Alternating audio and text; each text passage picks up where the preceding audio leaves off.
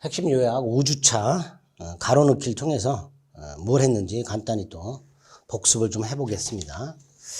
지문은 이제 강의는 전세권까지 했는데요. 가로넣기는 지역권까지만 확인해 보고요. 전세권에 관련된 내용들은 이제 다음 회차 때 확인을 좀 해보겠습니다.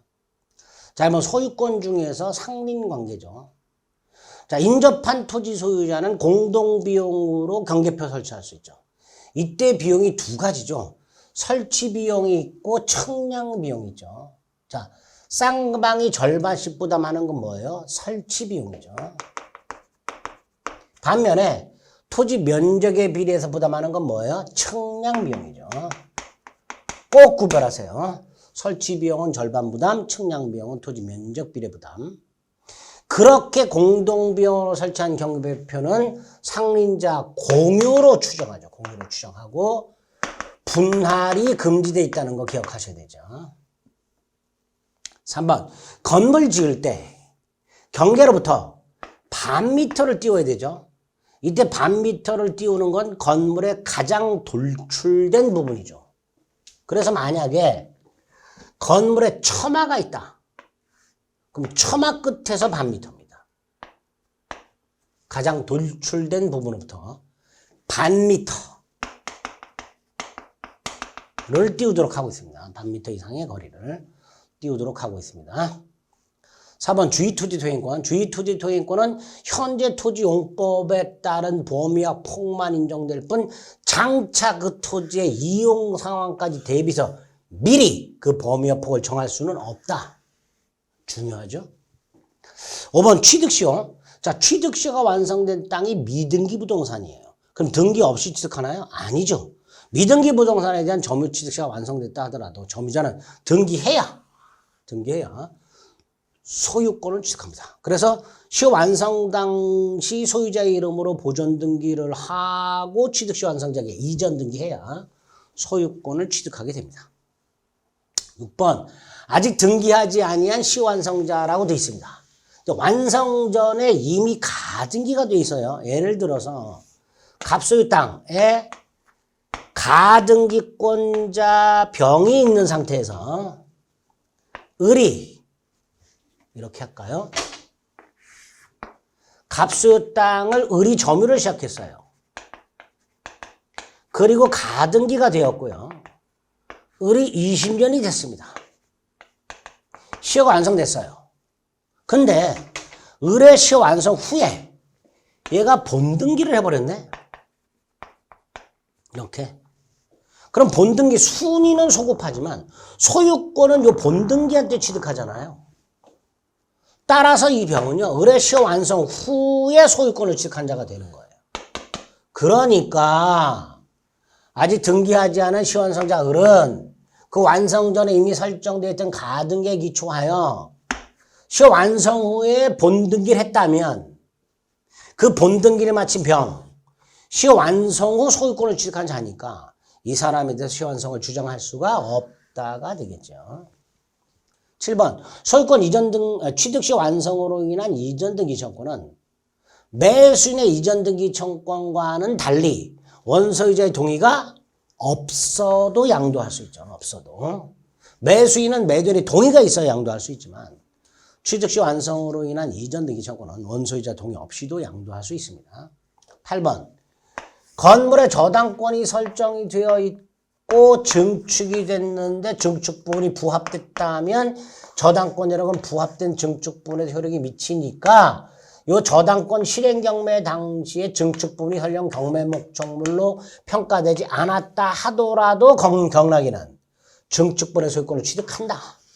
그랬죠? 9번 공유물의 소수지분권자가 다른 공유자와 협의 없이 공유물을 독점하고 있더라. 원칙적으로 어떤 공유자도 다른 공유자와 협의 없이 공유물을 독점할 수 없죠. 배타적 점유가 뭐예요? 독점이죠.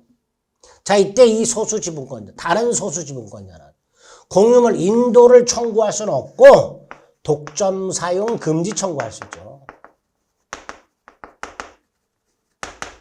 그리고 손해배상이나 부당이득 반환 따위를 청구할 수 있을 뿐입니다. 나한테 인도하라고 청구하는 건 안 된다 그랬죠. 10번 공유자 전원이 임대인으로서 공유물을 임대하는 게 관리죠. 해지하는 것도 관리죠. 임대차 계약갱신 요구를 거절하는 것도 관리죠. 전형적인 관리 행위가 됩니다.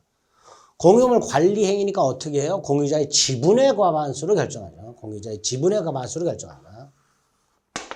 자, 공유자는 특별한 사정이 없는 한 비용을 어떻게 부담해요? 지분 비율로 부담하죠. 균등한 비율이 아니라 공유자의 지분 비율로 관리 비용 따위를 부담하게 되는데 이걸 1년 이상 지체하면 다른 공유자가 상당한 가액으로 지분 매수할 수 있죠. 12번 지상권자는 토지 소유자 즉 지상권 설정자의 동의가 없이도 그 의사에 반해서도 지상권을 양도할 수 있죠. 지상권의 양도성은 절대적으로 보장이 된다 그랬습니다. 13번 지상권이 저당권의 목적이거나 지상물이 저당권의 목적일 때 제가 이런 그림을 그려드렸었죠. 갑소유 땅에 을이 건물을 소유하면서 땅의 지상권을 갖고 있는데 이 지상권에 저당권이 설정될 수도 있고 건물에도 저당권이 설정될 수도 있는데 이 상태에서 을이 갑에게 2년 이상 지류를 연체했다.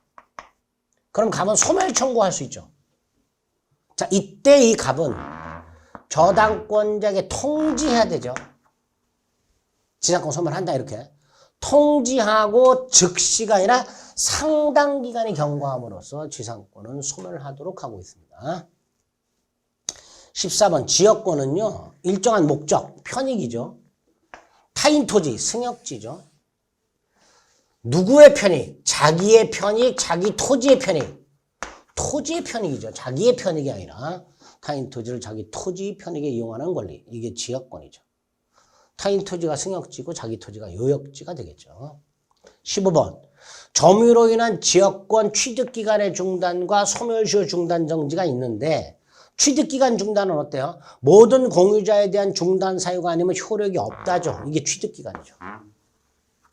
반면에 소멸시효 중단 정지는 공유자 중 한 사람이 지역권의 소멸시효를 중단 정지시키면 모든 공유자를 위해서 중단 정지의 효력이 있다죠.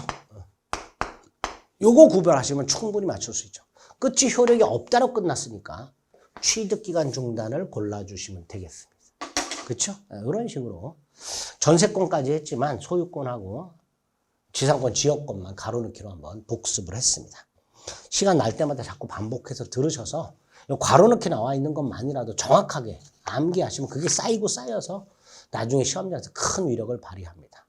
꾸준히 반복하시는 게 중요하다는 걸 다시 한번 말씀드리겠습니다. 수고하셨습니다.